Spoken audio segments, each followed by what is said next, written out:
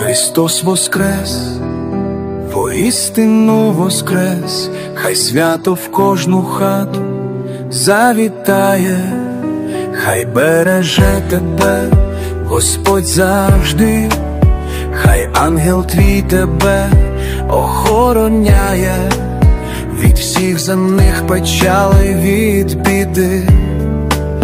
А сонце щастя хай у долі сяє.